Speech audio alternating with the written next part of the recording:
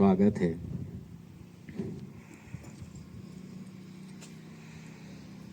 अजीजी group of education के कुछ staff पूरी ईमानदारी और समर्पण के साथ संस्था को अपना समझकर काम करते हैं।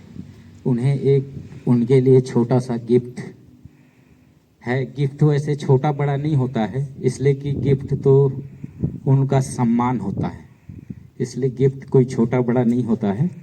तो उनको एक छोटा सा सम्मान दिया जाना है।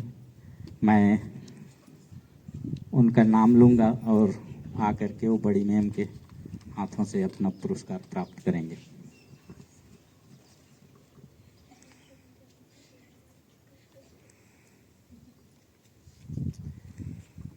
तो पुरस्कार हेतु मैं मंच पर एक ऐसे शख्स को आमंत्रित करता हूं, जिन्होंने हमेशा संस्था के प्रति, बच्चों के सर्वांगीण विकास के प्रति पूरी ईमानदारी एवं लगन के साथ अनुशासन में रहकर काम करते हैं। यहाँ तक कि प्यून और बच्चों से भी पहले स्कूल पहुँचते हैं। तो आप सभी की जोरदार तालियों के साथ mister Tariq Anwar sir, please welcome to stage.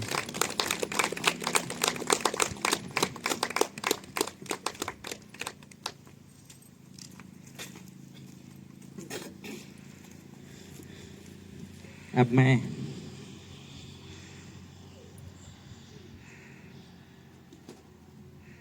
वैसे तारिक अनवर सर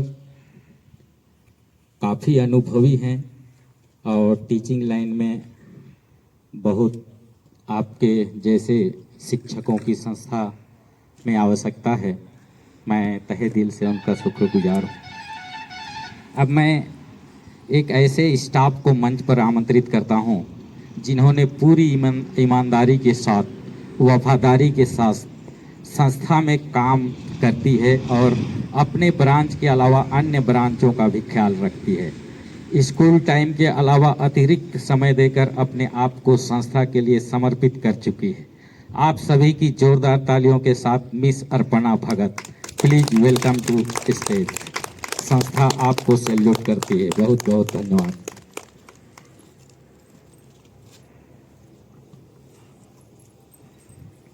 अब मैं एक ऐसे स्टाफ को मंच पर आमंत्रित करने जा रहा हूं, जिन्होंने पूरी ईमानदारी के साथ, निष्ठा एवं लगन के साथ संस्था में काम करती है और एक एक रुपए का हिसाब साफ सुथरा रखती है। मिस सुनीला कच्छप।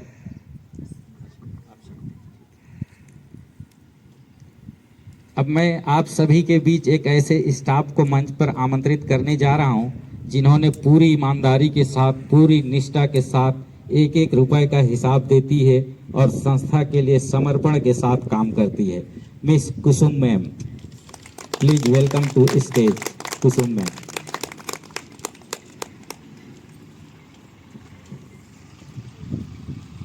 अब मैं कार्यक्रम को आगे बढ़ाते हुए एक ऐसे स्टाफ को मंच पर आमंत्रित करने जा रहा हूं, जिन्होंने पूरी निष्ठा एवं समर्पण के साथ एवं बिना मेरे अनुमति के कुछ भी काम नहीं करती है, जो संस्था के लिए समर्पित है। Miss Geeta ma'am, please welcome to stage.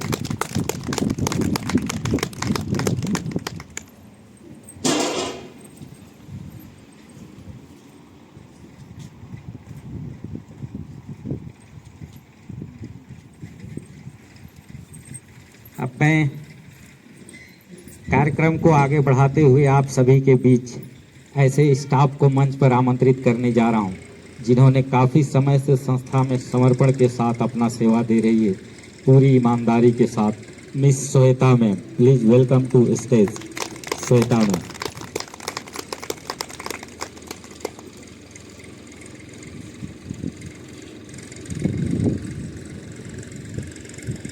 अब कार्यक्रम को आगे बढ़ाते हुए आप सभी के बीच एक ऐसे स्टाफ को मंच पर आमंत्रित करने जा रहा हूं, जिन्होंने विगत 8 वर्षों से एपीएस में पूरी निष्ठा एवं श्रद्धा के साथ सेवा दे रही है।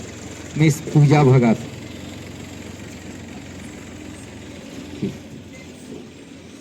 अब मैं आप सभी के बीच एक ऐसे टीचर्स को मंच पर आमंत्रित करने जा रहा हूं, जिन्होंने संस्था के द्वारा दिए गए समयानुसार अपना कोर्स कंप्लीट कर लिया है।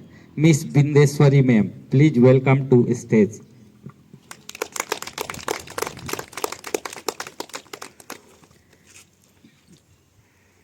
अब मैं संस्था के निर्देशानुसार दूसरे नंबर के टीचर्स जिन्होंने अपना कोर्स समय पर पूर्ण कर लिया है, miss Sheetal Minj, please welcome to stage. बहुत बहुत शुक्रिया।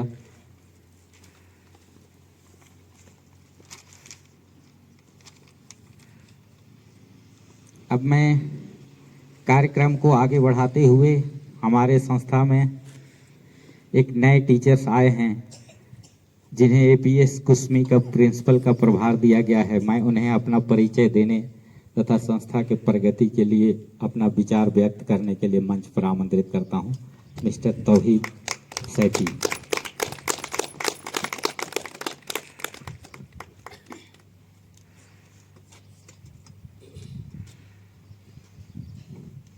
Respected Director Sir and presented all teachers. Good morning to all. First of all, I would like to say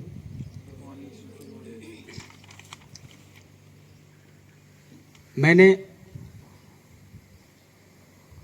coachings वगैरह में बहुत सारी उपलब्धियां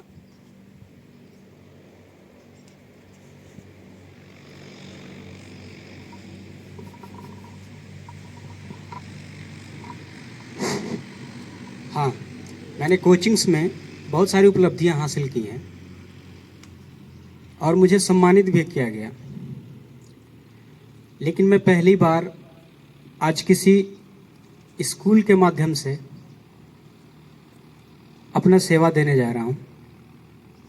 मुझे अजीजी पब्लिक स्कूल को ज्वाइन किए हुए मात्र 3 या 4 दिन हुए हैं और यहाँ के सारे सहयोगी स्टाफ्स को मैं बहुत बहुत धन्यवाद देना चाहूँगा, क्योंकि वो उनका जो बिहेव है मुझे बहुत अच्छा लगा, क्योंकि वो बहुत ही प्रेम पूर्वक अपने काम को करते हैं, अपने कार्य का निर्वहन करते हैं। लेकिन किसी संस्था को आगे बढ़ाने के लिए कुछ ज़रूरी बातें हैं जो मैं आप लोगों के साथ शेयर करना चाहूँगा। मैं ये नहीं कहता कि ये आप लोगों को मालूम ना हो, मैं बस अपनी तरफ से कुछ बातें कहना चाहूँगा जो मुझे समझ आता है।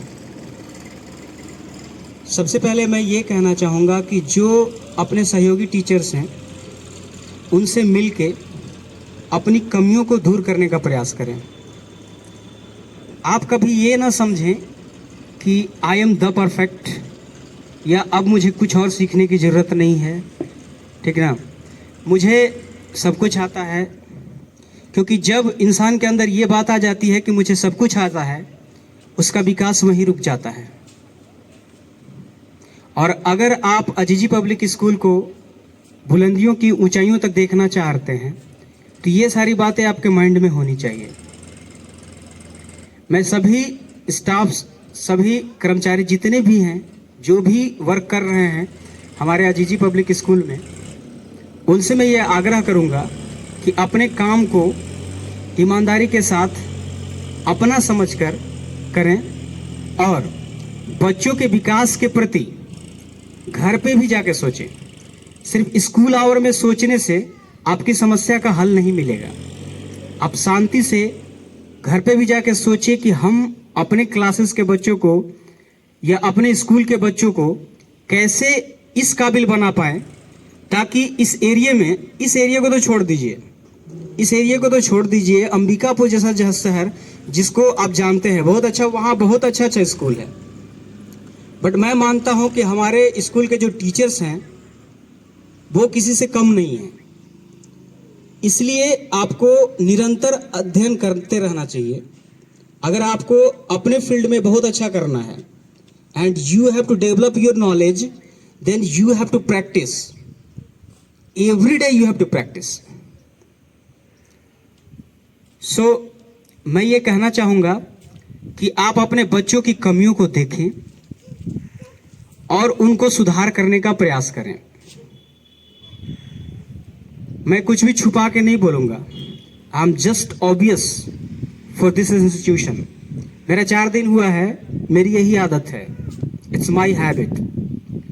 मैं कहना चाहूँगा कि मैंने देखा, मैं एग्ज़ाम में घूम रहा था।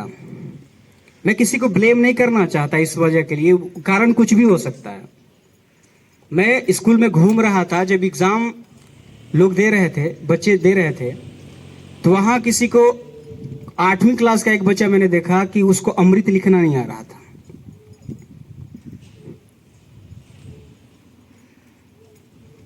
तो कहने का मतलब है कि ये तो मैं अपना आदमी हूँ या अपने स्कूल का स्टाफ हूँ, इसलिए मैंने देखा, उसको इग्नोर कर दिया कि अगली बार उसको सुधार लेंगे।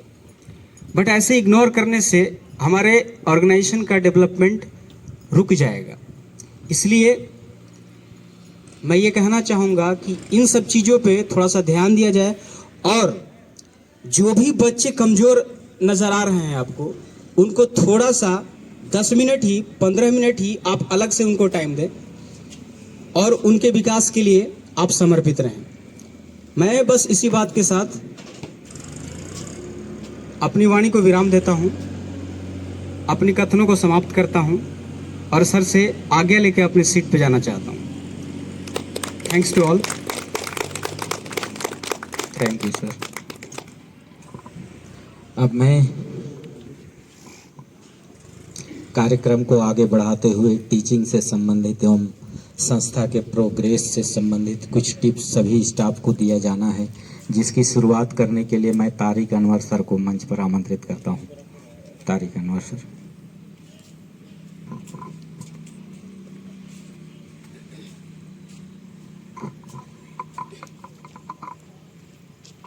सुप्रभात। अलग अलग शाखाओं से आए हुए तमाम गुणी शिक्षक एवं प्रतिभा संपन्न शिक्षकों का मैं तारिक अनवर एपीएस भागवतपुर में हार्दिक अभिनंदन करता हूं, वंदन करता हूं। जैसा कि इस विशेष सत्र का आयोजन किया गया है, जिसका प्रायोजन ये है कि एपीएस जैसी संस्थाओं को कैसे सर्वोच्च शिखर पर हम लेकर आगे जा सकते हैं।